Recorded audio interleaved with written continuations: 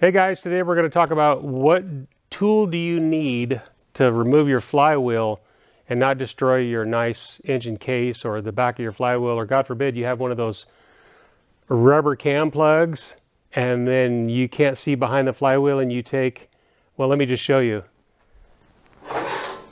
You know what these are, right? These are the tools you used to use to get your flywheel off. But what if it's wedge mated, or if it's just brand new and the dowels are tight? You need a way to get it off. So anyways, we solved this problem a long time ago. Actually, a good friend of mine did. And I want to show you that tool that we make. It's called the Wedgemate Removal Tool from RLR. So let me unbox real quick, and then we'll do a demonstration and show you what's up. This is kind of like what's in the box, right? Of course, you always get the handy dandy instructions and the stickers. It's upside down. I don't want to be upside down, at least not right now. There's that. And then what's in the box is you get the, always packed really nice. I packed this one myself.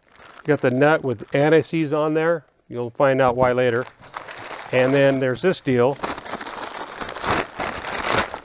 If any of you have purchased anything from me, then you already know that when you get it, it's usually packed pretty well. I don't like things moving around in the box.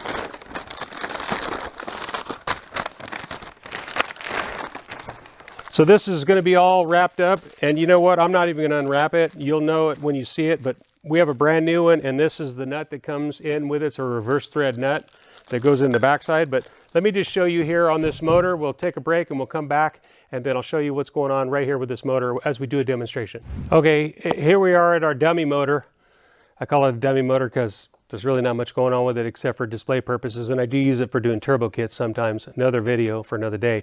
However, when you have a flywheel on there and you want to get it off, remember these things, and before you would have to take and put these back there and pry, and you're messing up your nice new block or something you just paid thousands of dollars for.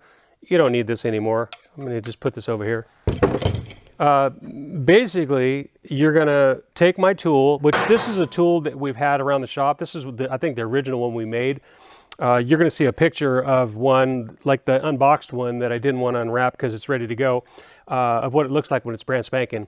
But this is basically it. It's a reverse threaded nut. So basically, this being a reverse thread, you're going to push the flywheel off of the crankshaft via the gland nut. So what you do is, basically you have it like this, and then you take, and again, if you use a ratchet gun, rock and roll to you, but some people want to use just regular wrenches, or they have a torque meister or whatever, but you're going to basically loosen up the nut.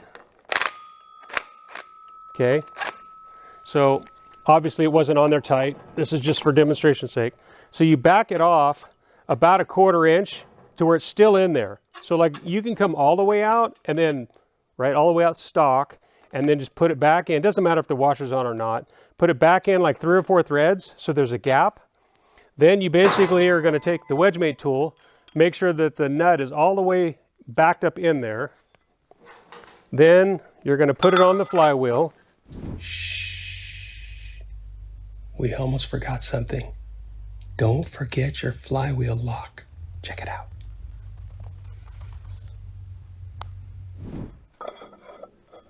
And then you're going to use your stock clutch bolts.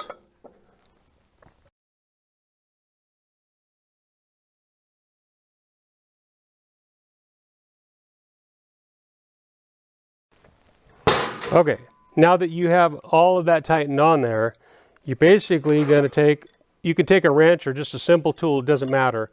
And remember, this thing is backwards thread. So you're going to basically put it in till it gets onto the top of the gland nut. And then from there, now if you have a Wedgemate, I don't care whose Wedgemate it is. I mean, Don does a great Wedgemate. It pulls it right off. So this is not Wedgemated, so it's going to come off easy. But if it is Wedgemated, sometimes it's a thing where you can tighten it up really, get some tension on it. Like, where you're like, okay, that's it. And then you just basically, to break free the Wedgemate, you just give it a tap on top of the nut.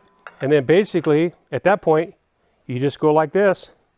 And then it just jumps that sucker right off. I mean, literally, it pulls the flywheel off like easy. It pulls it off to the extent that the nut is loose. So if you back the gland nut off a 1/4 inch, it'll pull it all the way to that 1/4 inch.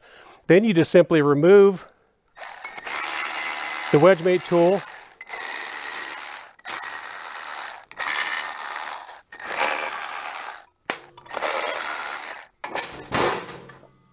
And that's how far out it came to push it off, basically. Pretty simple.